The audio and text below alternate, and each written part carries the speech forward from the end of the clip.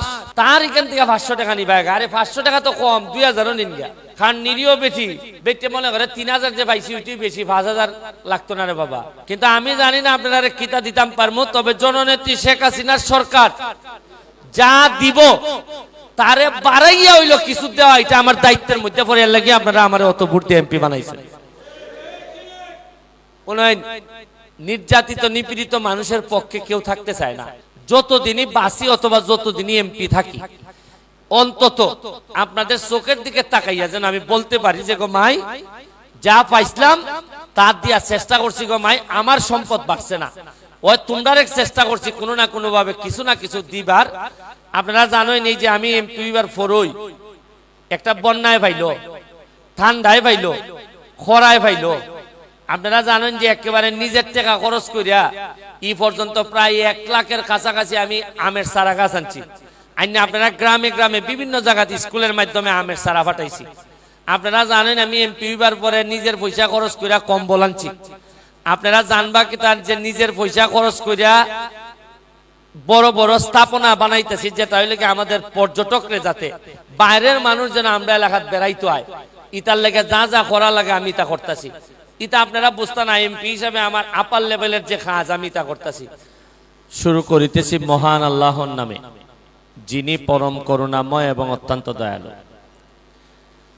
আজকে আমাদের এখানে আমাদের এসিলেন্ট মহোদয়, আমাদের পিআইও সাহেব, আমাদের ভাইস চেয়ারম্যান সাহেব, আমার মুরব্বী মুসলিম চেয়ারম্যান সাহেব, বাবুল চেয়ারম্যান সাহেব, এখানে ছাত্রলীগের নেতৃবৃন্দ, বাবু, আমাদের ইরফান, এরা যারা আছে এখানে, আমাদের আদাউরের টুটুল ভাই, আমাদের ধর্মঘরের এখানে যারাই আছে সবাই আমাদেরই লোক। সবাইকে আমার ব্যক্তিগত পক্ষ থেকে শুভেচ্ছা অভিনন্দন জানাচ্ছি। আসলে আপনারা জানেন যে এমপি হওয়ার পর আমার জানা আছে কিনা আগে এই যে ত্রাণ সাহায্য আগে কই যাইতো আমরা জানতাম না, পাইতো কিনা কে এটা আমি জানি না, কিন্তু কে পাইতো, কিভাবে পাইতো, কারা নিত কেউ জানতো না। আমি এমপি হওয়ার পরে একটা কাজ করছি, একেবারে বুক ফুলাইয়া ইউনো অফিসের মধ্যে একটা বড় অডিটোরিয়ামে বুক ফুলাইয়া বলতেছি যে আমরা ত্রাণ দিতেছি, অমুক অমুকরে দিতেছি, দেখেন যে আমরা সঠিক লোকরে দিতেছি কিনা না কিনা 2 নম্বরই করে বিচালাইতেছি। এই প্রথম আমার জানা মতে এই প্রথম যে চা বাগানের শ্রমিকরা 5000 টাকা পাওয়ার কথা, এই 2-1 জন মানুষের নামে অভিযোগ আইছে, তারা 500 টাকা করে কাটতে লাইতেছে। কত করিয়া মানে আইছে কত? 5000 দেয় কত? 4500। হয় বেটি তোরে আমি বেটি আনছি দিতাম, তুই আমায় দিতে না নি 500-1000।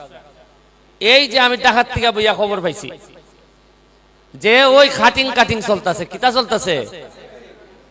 আমি প্রশাসনকে কইয়া দিলাম যে আমার বক্তব্য পরিষ্কার, আমি ওই দুনিয়ার থাকতাম না, কিন্তু তারপরও কেউরে 2 নম্বরই করবার লেগে দিতাম না।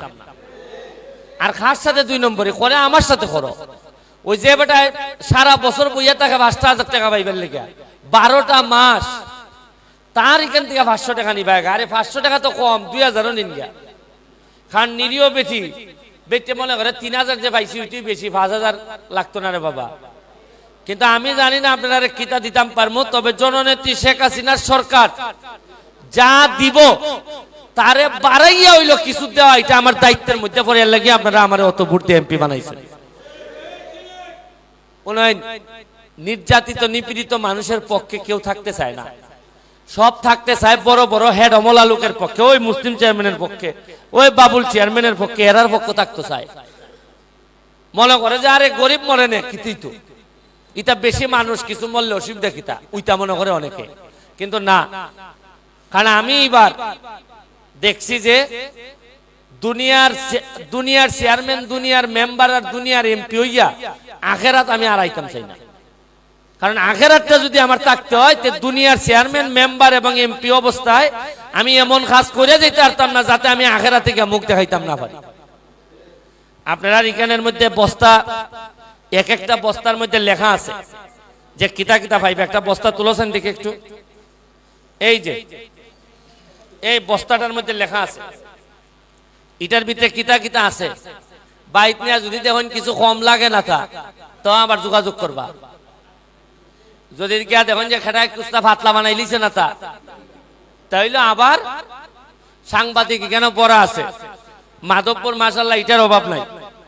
আপনারা দেখিয়া কইবা যে ভাই সাহেব কেন কম পাইছি, এরা আমারে জানাই দিব, যেভাবে জানাই দিব। আপনারা এটা হিসাব করে নিবা। আমি অত্যন্ত কৃতজ্ঞ মাধবপুরের প্রশাসনের প্রতি, বিশেষ করে আমাদের ইয়নো সাহেব, ফয়সাল সাহেব। আপনারা তার মা খুবই অসুস্থ, তার মায়ের জন্য দোয়া করবেন।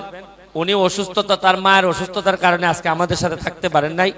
আমরা সবাই তার এই রোগ মুক্তির জন্য দোয়া করি। এখানে এসিলেন সাহেব, পিআইও সাহেব, মানে আমি কি বলবো যে উনাদের কাছে আমি ব্যক্তিগতভাবে কৃতজ্ঞ।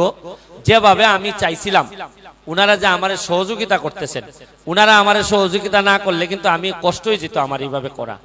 আপনারা আমার জন্য দোয়া করবেন যাতে যতদিনই বাসি অথবা যতদিনই এমপি থাকি অন্তত আপনাদের চোখের দিকে তাকাইয়া যেন আমি বলতে পারি যে গো মাই যা পাইছিলাম তার দিয়া চেষ্টা করছি গো মাই, আমার সম্পদ বাড়ছে না, ওই তোমরা চেষ্টা করছি কোনো না কোনো ভাবে কিছু না কিছু দিবার। আপনারা জানেন এই যে আমি এমপি বার ফরই একটা বন্যায় পাইলো, ঠান্ডায় পাইলো, খরায় পাইলো।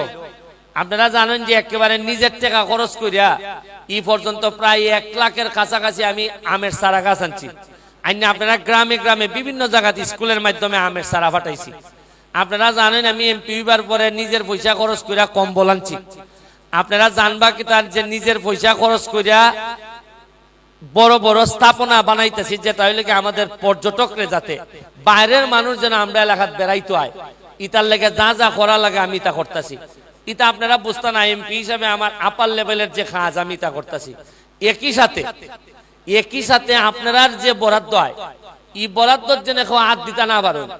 যেমন আমি টাকা বইয়া যদি খালি কই না না আমি তো কোনো পয়সা খাই না পয়সা, আর আমার ফিসের যে লাইন এই লাইনতে দেখা যায় এখানে আইলে পরে মাইরিয়া তো হইব। ধরেন আমার ফিসের যে লাইন এরা তো আমার সাথে না নি, আমি টাকা এরা হইয়া দিলাম দেখিও কোন লোকে যেন কম পায় না। আর কেন এরা মাধবপুর আইই খাইটা ব্যাগ অর্ধেক করা ধরলো। আমি আপনারা এইটাও কইতাম পারি, খালি ডাহা বইয়া সততার বুলি লোক আমি না, আমার এলাকাত খাটায় কিতা আমার লোক দাবি কইর যদি কোনো খাটাখাটির তা হইন তাইন্দ্র খাটার দায়িত্ব আমার মধ্যে পড়ে না নাকি তখন। এটা আমি কইরা স্যার আপনারা দেখবেন না, ওই যে